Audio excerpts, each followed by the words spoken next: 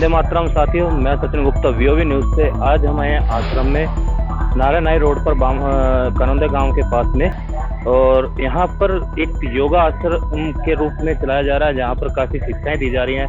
और यहाँ पर महापुरुष हैं जिनसे बातें करेंगे कि आज का क्या उद्देश्य है, किस तरह से ये अपने संस्कार बच्चों को दे रहे हैं। तो आइए बात करते हैं। जय श्री राम जी। हरिओम जी, जय श्री राम। आपका क्या नाम है? अवनीश। ये आपका उद्देश्य क्या है और आश्रम का क्या नाम है, आप ये बताइए। अपना संत आसाराम बापूजी आश्रम बहादुरगढ़ है ये नाम, और हमारा उद्देश्य ये है कि बच्चों में अच्छे संस्कारों का सिंचन हो।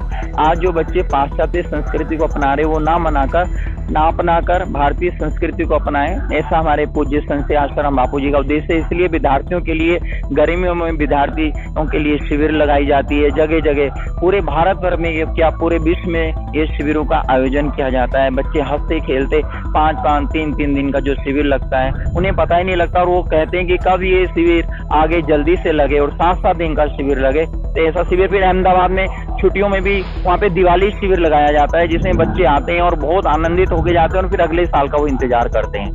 तो शिविर में आप क्या क्या शिक्षा देते हो बच्चों को, किस तरह से प्रोत्साहन करते हो और क्या क्या उनको दीक्षा मिलते हैं कि वो क्या सीखे? बच्चों को बहुत अच्छे संस्कार मिलते हैं। हमारे पूज्य संत आश्रम बापू जी ने 17,000 बाल संस्कार केंद्रों की स्थापना की है, जो पहले से ही चले आ रहे हैं। बच्चों को वहाँ पे सुबह कैसे उठना, कर दर्शन करना, भूमि बंधन करना, खाली पेट पानी पीना, माता पिता गुरु को प्रणाम करना, जिससे आयु विद्या यश बल 4 चीजें बढ़ती हैं। माता पिता गुरु हमारे लिए देवता होते हैं, इसलिए हमारे पूज्य बापूजी ने 14 फरवरी को वैलेंटाइन डे जो मनाते थे वो ना मना के माता पिता पूजन दिवस मनाए। वो बापूजी ने शुरुआत की, बच्चे प्रार्थना करके सोएं। आसन, प्राणायाम, सूर्य नमस्कार बच्चों को यहाँ शिविरों में कराया जाता है और बच्चे घर पे करते हैं और इतने तेजस्वी बनते हैं कि ऐसे ऐसे विद्यार्थी हैं कि अपने गुरुकुल है छिंदवाड़ा में एक बच्ची जिसका नाम है खुशी, और उस बच्ची के 12वीं क्लास में 99.6% आए। बच्चों कैसे हो? अच्छा। आपने शिविर में क्या क्या सीखा? हमने बहुत कुछ सीखा कि जैसे सुबह जल्दी उठना, तुलसी का सेवन करना, नहाकर तिलक लगाना, ओम गम गणपताय नमः, बड़ों का आशीर्वाद लेना, बड़ों का आदर करना, सूर्य को जल चढ़ाना, ओम सूर्याय नमः। ये आपको सब कुछ किसने सिखाया? ये हमारी मैम ने सिखाया है हमें। यहाँ पर आश्रम में? नहीं, हमारे घर पे आती थी संडे को, और वो इतना अच्छा सिखाती हैं, इतने प्यार से सिखाती हैं कि हमें बहुत जल्दी समझ आ जाता है। तो आपने अपने जीवन में ये सब कुछ लागू किया? हाँ जी। अब जैसे कि मेरा मन करता था कि मैं 5 में से 4 क्वेश्चन करूं, और मेरा मन करता है कि मैं पूरे 5 क्वेश्चन कर लूं। बहुत बहुत अच्छी बात है। बाल संस्कार केंद्र में नियम की पुस्तिका देते हैं।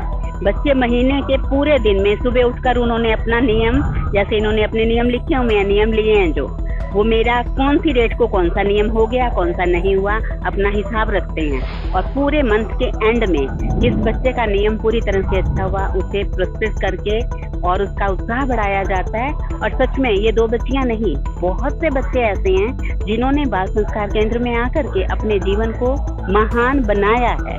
और बड़े बच्चों से प्रेरणा लेकर के हमारे बाल संस्कार के नए बच्चे सीखते हैं और उनमें भी उत्साह आता है कि हाँ, हम भी इन छोटी छोटी युक्तियों से अपना मानसिक, शारीरिक, बौद्धिक बल बढ़ाएं, ताकि आने वाले समय में हम अपने भारत का नाम ऊंचा कर सकें। उससे बहुत ज्यादा बाल संस्कार केंद्र हमारे न केवल भारत में, विदेशों में भी पूरी तरह से चलाए जा रहे हैं, और उनका परिणाम आ रहा है।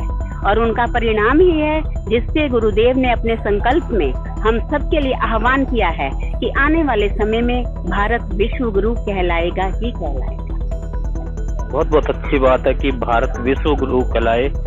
तो जिस तरह से आज ये प्रोग्राम किया है, तो आपने यहाँ और कितनी कितनी जगहों पे ये प्रोग्राम किए हैं, इस तरह के कैंप जो है? ये प्रोग्राम ग्रीष्मकालीन छुट्टियों के दौरान सब जगह, हर जगह पर हो रहे हैं। और ये जो अवनीश भाई केवल एक नहीं, अहमदाबाद से हमारी पूरी टीम पूरे हरियाणा में नहीं पूरे भारत में, अवनीश भाई के हिस्से हरियाणा का कुछ पार्ट आया हुआ है, तो ये लगातार चल रही हैं। जहाँ 2 दिन का, 3 दिन का, 5 दिन का शिविर है, ये वहीं रहते हैं और वहाँ के स्थानीय साधक मिल करके प्रयास करते हैं। उसके साथ हमें बहुत खुशी है कि इस जैसे समय में जब गुरुदेव पर इतने बड़े आरोप लगे हुए हैं, तब भी समाज के व्यक्ति उठ करके हमारे साथ आते हैं हमारा हौसला बढ़ाते हैं, अपने बच्चों को यहाँ की कुंजियां दिलवा करके वो बहुत प्रसन्नता अनुभव करते हैं कि आजकल के समय में जब फोन ने, टीवी ने हमारे बच्चों की मानसिकता को इतना बेकार कर दिया है, वहाँ पूज्य संत श्री आशाराम जी बापू ने इन बाल संस्कार केंद्रों, इन शिविरों के माध्यम से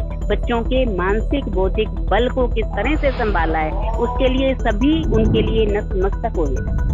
सबको इंतजार है कि गुरुदेव के पावन दर्शन हम सबको कब मिलेंगे।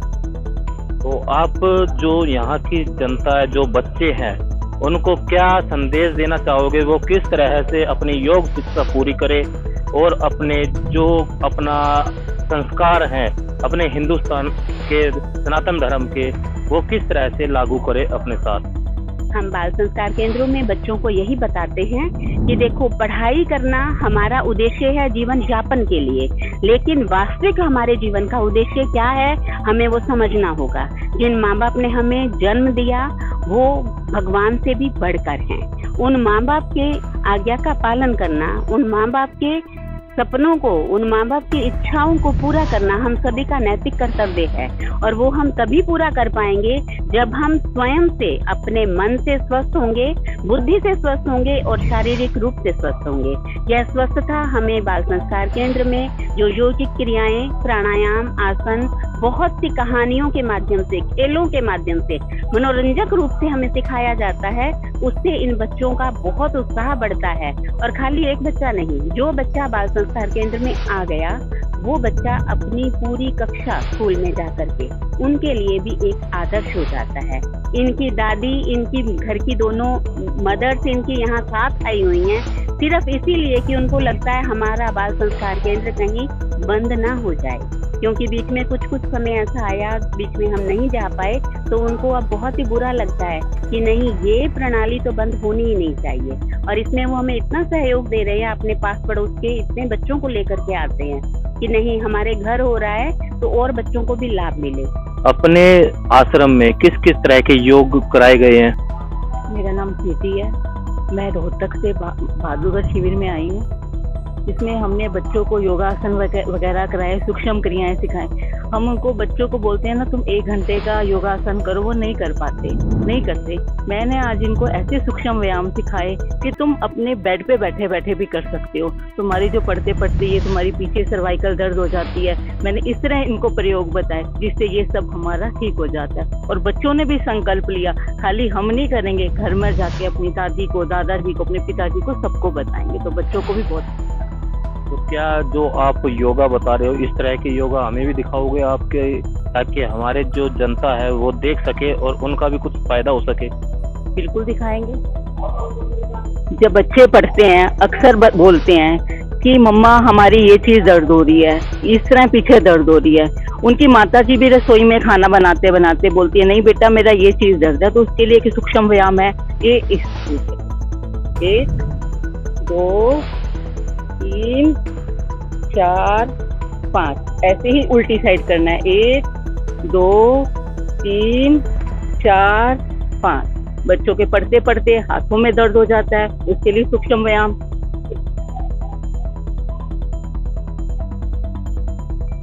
बड़ों के, बच्चों के सर्वाइकल में आजकल गर्दन के नीचे बहुत दर्द होने लग गया, उसके लिए ये एक्सरसाइज है।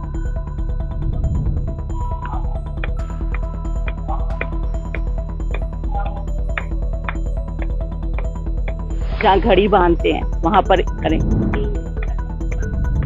1 2 3 4 5 1 2 3 4 5 1 2 3 4 5। ये जो एक्सरसाइज बताई आपने, ये कितनी बार करनी होंगी? शुरू में तो थोड़ा भले आप कम करें, लेकिन जितना हो सकता है आप करें। जितना आप करेंगे उतना आपको फायदा मिलेगा। बापूजी के मार्गदर्शन में हम बच्चों के शिविर में, जो आजकल की बच्चियां, बच्चे अपने कैरेक्टर भूलते जा रहे हैं, हम बच्चों को ऐसी ऐसी युक्तियां बताते हैं जिससे वो अपने कैरेक्टर को मतलब बचा सके और अपने कैरेक्टर को अच्छा बना सके। जैसे रोज डेली दिखाया जा रहा है टीवी में, लव जिहाद इतना बढ़ रहा है, इंडिया में इतना बढ़ रहा है। हम इनको, इन बच्चियों को अपने चरित्र को संभालने की युक्तियां भी बताएं। सुरक्षित सम्मानित जीवन जी सके।